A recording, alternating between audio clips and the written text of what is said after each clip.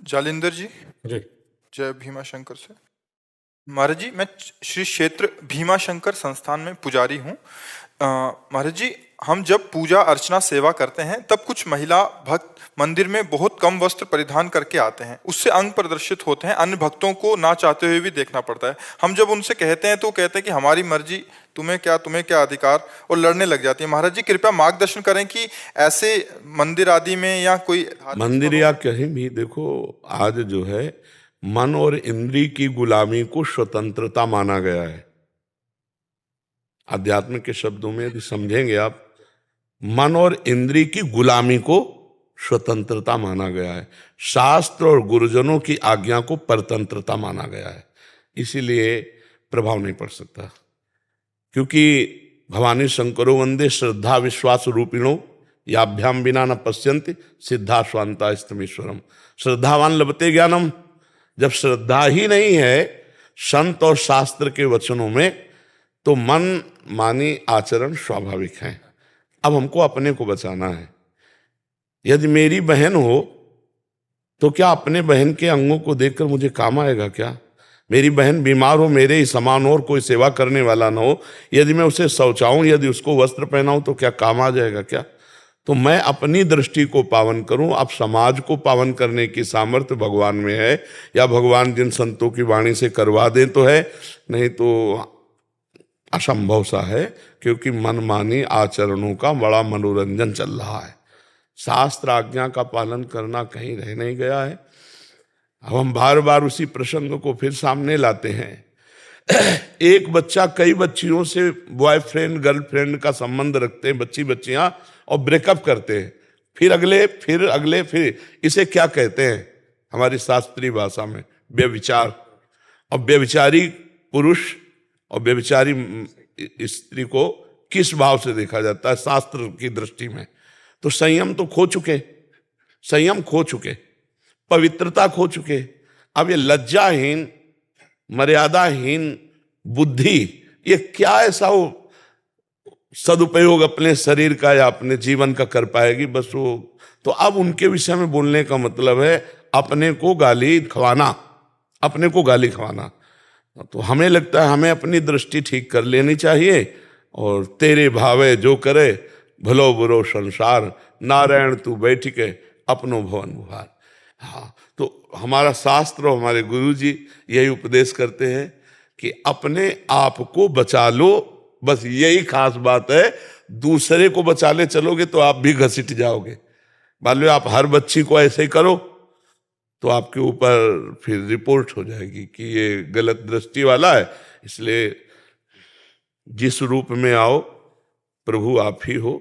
हाँ, कोई आपसे पूछे तो उपदेश दे दो, लेकिन समझने वाला कोई है नहीं, समझने वाला कोई है नहीं। हमको अपने आप को समझाना होगा। आज का समाज, ये सब नौजवान भाई समझ रहे हैं ना, हम इनके चरणों में प्रणाम करते हैं कि भैया आप हमारे ऊपर कृपा करके सुनने आए हो और थोड़ा आचरण बदल रहे हो। मतलब बहुत बड़ा एहसान हम आपका मान रहे कि आप अपने आचरण सुधार रहे, आप साधु संग कर रहे, आप साधु के वचन सुन रहे। नहीं, कलिकाल है भाई, बहुत विचित्र कलिकाल है। ये तो पता नहीं कौन सी लहर चली है कि संतों के प्रति श्रद्धा हो गई। तो इसलिए अपने को सुधारा जाए, समाज को सुधारने की। नहीं, मैं अपने की बात नहीं कर रहा था। हम जब सेवा करते हैं वहाँ पे, तो काम करते वक्त जब लोग आते हैं तो लोग हमें ही बोलते हैं कि पंडित जी, हम पंडित जी है, तो बोले पंडित जी आप ही उनको कोई मार्गदर्शन दीजिए, आप बोल दीजिए। हमने बोर्ड भी लगा रखे हैं लेकिन सुनते कम है। नहीं सुनेंगे, आप कहोगे तो आपके ऊपर वचन और, हाँ, वचन और हो सकता है कटुता का व्यवहार हो जाए। नहीं सुनेंगे आप। पहला हमारा उत्तर था मन और इंद्रियों की गुलामी को स्वतंत्रता समझा जाता है, शास्त्र और संतों की वाणी के अधीन चलना परतंत्रता समझा जाता है। कैसे समझ में आएगी आप बता? तो इस विषय में हमें लगता है कि मौन होना ही उचित रहेगा। कोई प्रश्न करे तो उसका उत्तर दिया जा सकता है कि महाराज जी हम लोग ऐसे वस्त्र पहनते हैं, क्या ठीक है? तो फिर बोल सकते हैं, क्योंकि वो जानना चाहते हैं। और ऐसे आप बोलोगे तो फिर बहुत ही गलत हो जाएगा। बहुत ही गलत शब्द का प्रयोग हो सकता है, बहुत ही गलत शब्द का प्रयोग। हाँ, संसार का बहुत विचित्र स्वरूप है, नहीं प्रयोग हो सकता। वो आपको ही डांट लग सकती है बहुत। हाँ, इसलिए मौन अपने से कोई तब उत्तर देने का प्रणाली भी है ये, उपदेश देने की। जब तक प्रश्न ना करे तब तक उसको उपदेश न दे, नहीं वो उपदेश काम नहीं करेगा। प्रश्न करता दैन्य भाव से, आरत अधिकारी जब पावे गूढ़ो तत्व न साधु दुराए। और इस विषय की व्याख्या हम कर नहीं सकते, क्योंकि जब तक आप नहीं बदलना चाहेंगे, मतलब सामने वाला, तब तक ऐसे केवल फालतू बोलने से नहीं चलेगा। वो सामने सुधरना चाहे तो उसको हो सकता है। और नए बच्चे हैं, ये इतना ही मान लें कि गलत आचरण न करें और नशा न करें, इतना ही मान लें तो हम इनके चरण छूते हैं, सब बच्चों के। हमारे भारत के ये भविष्य हैं, ये कोई गंदा व्यसन न करें और ये गंदे आचरणों से बच जाए, नहीं बहुत बड़ी हानि होती है। फिर ब्लैकमेल होने लगते हैं बच्चे, फिर अपने को कंट्रोल में ना करने के कारण वो अपने को मिटा देने की सोचने लगते हैं। नए नए बच्चे कई कारणों से अपने शरीर को त्यागने की बात, तो थोड़ा अध्यात्म सुने, नशा न करें, व्यभिचार प्रवृत्ति से बचें और अपने आप को भारत की सेवा में लगाने योग्य बनावें, समाज की सेवा में लगाने योग्य बनावें। इतना बहुत बड़ा उपकार हो जाएगा। और देखो, जैसे जैसे कलयुग बढ़ेगा तो पापाचरण बढ़ेगा, पापाचरण बढ़ेगा तो कैसे बढ़ेगा, ऐसे बढ़ेगा। मम्मी पापा से बच्चे कैसे बात करते, तुम अपनी देखो यार, हम अपनी देख लेंगे, ऐसे हमने सुना है। मम्मी पापा से कह रहे हैं ऐसे, तो हमारे अपने बाप की नहीं मानते, हमारी बात कैसे मान लेंगे। हमारी मान रहे हैं, यही बात हम प्रणाम करते हैं भैया, बहुत प्रणाम करते हैं।